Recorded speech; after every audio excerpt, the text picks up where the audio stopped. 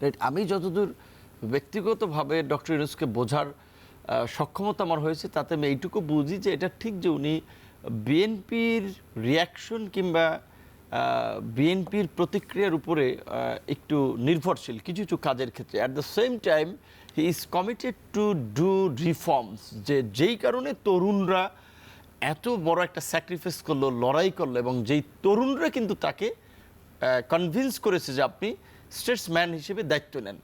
111-এর সময় আপনাদের মনে আছে যে ওনার বাসায় গিয়ে সামরিক লোকজন অপেক্ষা করেছে ড্রয়িং টেবিলে, উনি কিন্তু এগ্রি করেন নাই, বাট এইবার এগ্রি করেছেন ডিউ টু ইয়দের স্যাক্রিফাইস এবং তাদের আকাঙ্ক্ষার কারণে, যে এত বড় একটা পরিবর্তন এদেশের তরুণরা করলো। রাজনৈতিক দলগুলো তাদের অপসংস্কৃতির কারণে মানুষকে আকর্ষণ করতে ব্যর্থ হচ্ছে কিংবা আস্থা আসলে নিতে ব্যর্থ হচ্ছে, তরুণদের প্রতি মানুষ আস্থা রাখলো, সেই তরুণরা চাচ্ছে।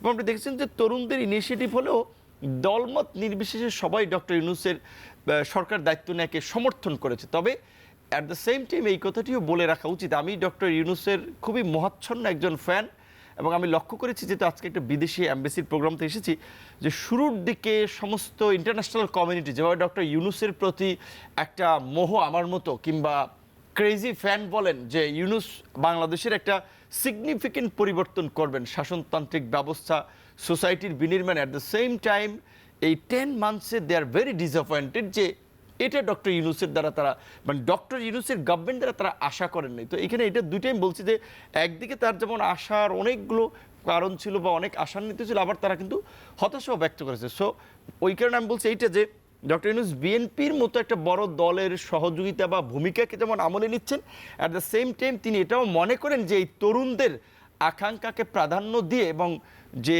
জুলাইয়ের যে জন আকাঙ্ক্ষা রাষ্ট্র সংস্কারে, সেটা যদি তিনি না করতে পারেন তাহলে এই জনতা, এই ছাত্র তরুণরা তাকে ক্ষমা করবে না। কাজেই তিনি রিফর্মের প্রশ্ন কিন্তু কমিটি